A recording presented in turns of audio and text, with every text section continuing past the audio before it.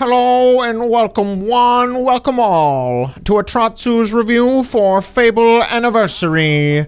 Let us start this review off with a cluck. My day, we have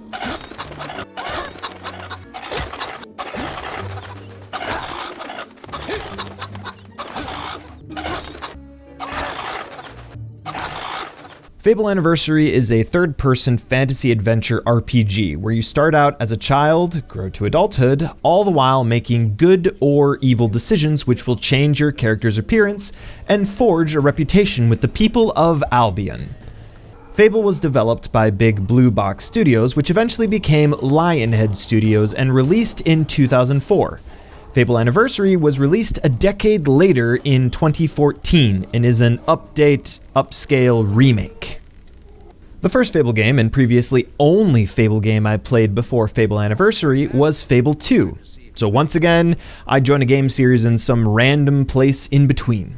We didn't have an Xbox, so we borrowed Fable II and an Xbox. Fable II actually successfully distracted me from World of Warcraft for a good month or so. For those of you who don't grasp the significance of that, it means I liked playing Fable II a lot. So in this review, I'll be comparing a lot of stuff between Fable Anniversary and Fable II because I think Fable II is great. Oh, and in case the intro confused you, at the start of Fable II, you were called Chicken Chaser. And the villagers thought watching you kick chickens was just the funniest darn thing. While definitely cruel in real life, don't kick chickens in real life. In Fable, kicking chickens was apparently such a staple, there's a whole mini-game for it. Ah, welcome, sir, welcome. Might you be interested in a fine new sport? I call it chicken kicking. Invented it myself. All you gotta do is step into the ring and kick the feathery vermin into the scoring area. Ho ho, it's easy. Which is why I put on this voice, see? It's why I put this voice on, so you can join the fun in kicking chickens. But don't you worry your face, see? My chickens are the toughest around, the toughest, yes. So while I go back to kicking chickens, make sure that you kick that subscribe button, yes. Subscribe to Atratzu right now, yes.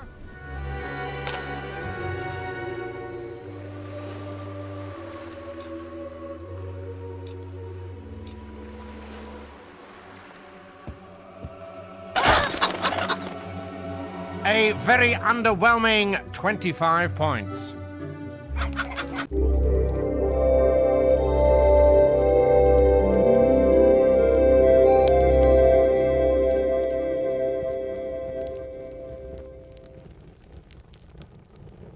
All stories must begin somewhere, and for Fable Anniversary, you start as a little boy trying to earn enough money to buy a birthday gift for your sister.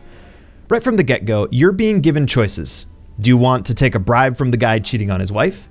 Or take the bribe and then go tell his wife? Or don't take the bribe and go tell his wife? You think I'm going to cook and clean for you while you're out having a good time with your strumpet? You've got another thing coming. On the evilness spectrum, there's really only two choices. The goody two-shoes angel route or the sinister watch the orphanage burn route. Some of my favorite choices were the occasional times I could do a bit of both. Beat up the wimpy kid, but then beat up the bully. I woke up and chose violence on my villain playthrough, okay? As our little boy becomes a man, he will make more choices which will either help uphold the law or promote bandits and lawlessness. Killing bandits and monsters will get you renown and good morality points, which go into the good boy jar on the shelf. Killing guards and civilians or stealing from stores gives you evil morality points, which go into the bad boy jar.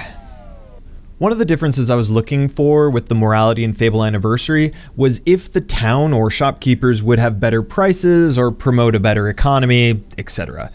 There is a small factor of that, in that shopkeepers will give you a slightly better price for goods if they like you, but the difference in price was negligible for my playthrough. Just play how you want to play. Fable Anniversary takes roughly 13 to 14 hours if you're not doing side content stuff. My first game, and good boy main save, was up to over 25 hours because I was running around trying to get side quests and achievements.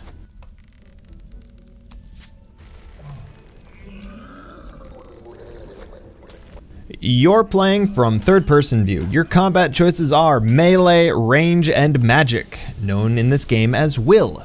If you hit a bug with a sword, you get strength experience. If you shoot a merchant with a crossbow, you get skill experience. If you zap a bandit with electricity, you get will experience.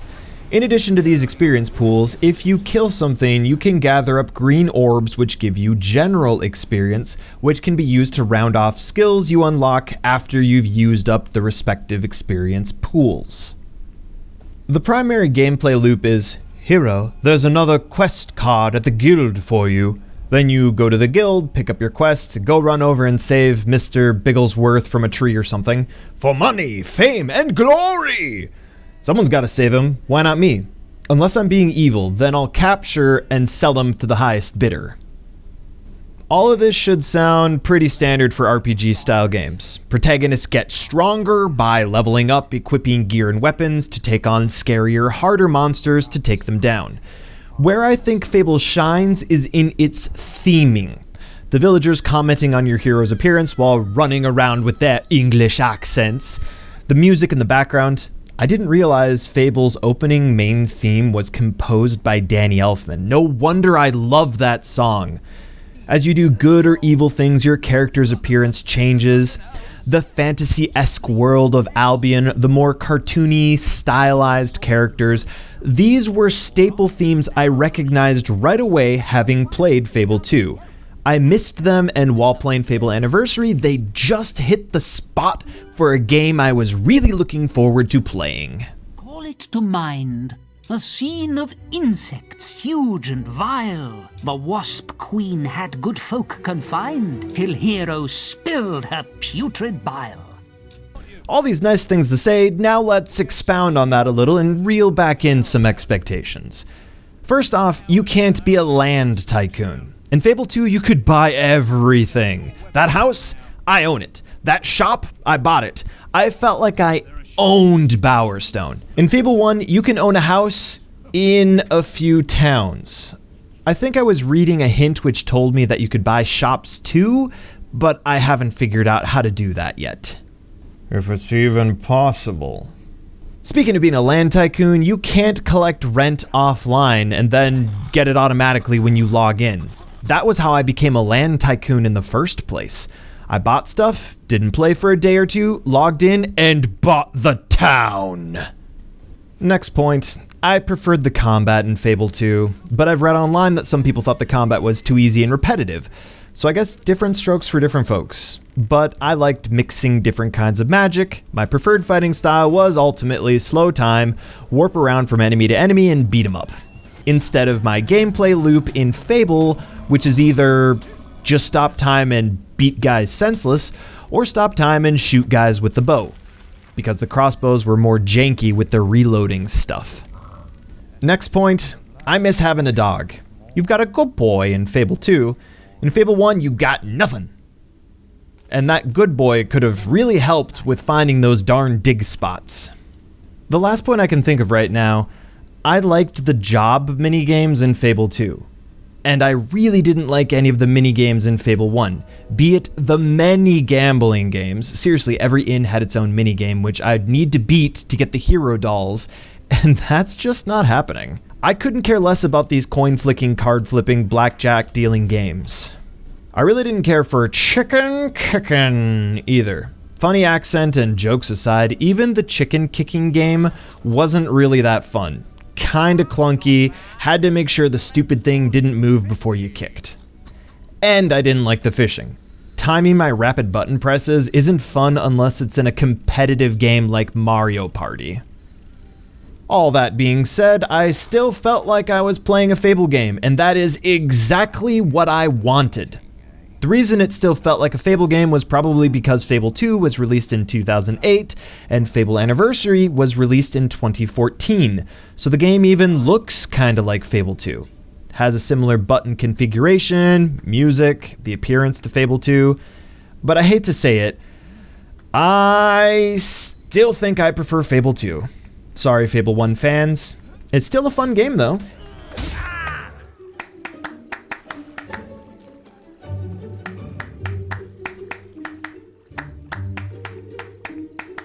I almost forgot to mention how I played Fable Anniversary. I primarily played on my Steam Deck, using the Fable II inspired controls, which felt very natural, having only played Fable II. However, I should mention there are keyboard and mouse controls too. You know when you play some games with a keyboard and mouse and you just know that it was designed for controller support, and they just slapped PC controls together with duct tape as an afterthought?